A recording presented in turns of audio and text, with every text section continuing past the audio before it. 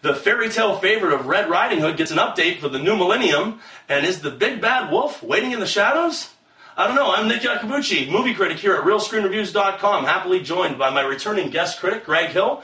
Greg, thank you so much for being here. My pleasure. And our next movie review is Red Riding Hood, which opened on March 11th, 2011, and it stars Amanda Seyfried, Gary Oldman, Julie Christie, and Max Irons. This film comes to us from director Catherine Hardwicke, the director of Twilight, The Nativity Story, and the very underrated The Lords of Dogstown. Without further ado, as usual, I will turn it over to my guest critic to tell us a little bit about Red Riding Hood. Well, we start off and we see the village of, I can't remember the name of it off the top of my head. The Red Riding Hood Village. Red Riding Hood Village, we'll call it that. And we see that they're getting ready for the full moon, and which means the big bad wolf is coming out. It's coming out, and they're locking up tight. They're locking up tight, and they're getting ready. They're offering a sacrifice so that he doesn't kill any of them, and I don't know. I don't know. So I'm thinking you're bored with this one right off the bat. What, did you like this? Did you not like this? I didn't like this movie. Really?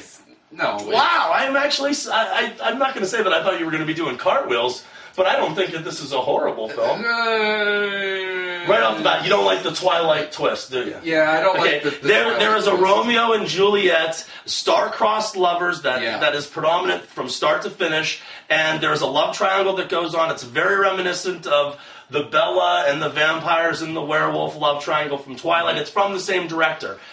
However, I must disagree with you totally on this one. I think that this is absolutely a very credible whodunit. I don't think that this movie doesn't single anybody out as the movie plays out. It really could be anybody. I didn't guess who did this. I thought this was a credible whodunit. You didn't like anything really about it? No, I really didn't. It seemed to me that, a bunch of people were just in a room and were drunk or, on drugs or something and say, hey, let's do a mashup of Little Red Riding Hood and The Crucible. That's what it seemed like to me, because at one point you've got Little Red Riding Hood who's being sought out by the big bad wolf, and then the next point they're in the middle of some witch hunt, and I'm like, wait, when did Arthur Miller write the second half of this movie? Okay. He was dead the last time I knew. I think that this is actually very comparable to the Johnny Depp's Sleepy Hollow. I think it sets up a tone, or I don't even call it a cliche, but it sets up a plot twist in the film where someone is responsible for the actions of the big bad wolf. Someone is deliberately responsible and directly responsible for this.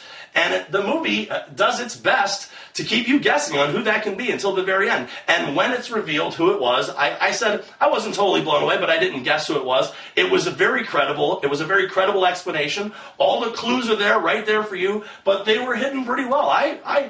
I love Amanda Seyfried, so I'm going to tell you that right off the bat. I love Amanda Seyfried. I would pay $12 to watch Amanda Seyfried sit in a chair for 2 hours and do nothing. I mean, that's how beautiful I think she is. Those eyes are just amazing, and I think she's a very credible actress, too. Well, yeah, that's...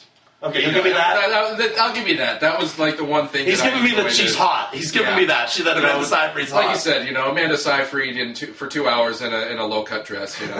Sold. Now I think she's a very credible actress. I think she had a very credible turn in both Mamma Mia and Letters to Juliet, and I think she picks up right here where she left off. I like this movie. This is the first time I think that I have really liked a movie where Greg has been in absolute disagreement.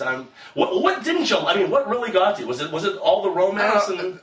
It was a little bit of the romance. You didn't like Gary Oldman? Gary Oldman shows up as the holy father priest. And now we've got a little bit of Dracula thrown in there, because it seems to me like he was the Van Helsing character. He was had that German accent, yes. And he's supposed to be their savior. And I just thought I don't know. It just didn't work for me.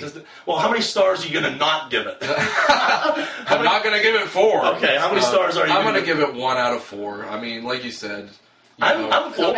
This is a credible film. I'm going to totally disagree with Greg, and I'm going to say this is well worth everyone's time and well worth everyone's money and attention. I'm going to say it's 3 stars. 3 stars out of 4. It's a solid thriller. It's a solid whodunit. I think this is a better than average film. I actually really like this. This is so funny because normally I'm the one who close. Yeah, normally we're really right on, or Greg really liked it, and I'm usually the one that's in disdain over it. This is a rare occurrence. Yes, so but enjoy it, viewers. Well, Greg, thank you so much for being here. It was always nice having you here with your thoughts and opinions on RealScreenReviews.com, as always. And I'm going to say he's wrong on this one. And I'm going to tell you, I'm going to say, definitely go see Red Riding Hood. And Yeah, well, we're not. and remember, people, we're not always right. Only when it comes to the movies. And thank you for your attention.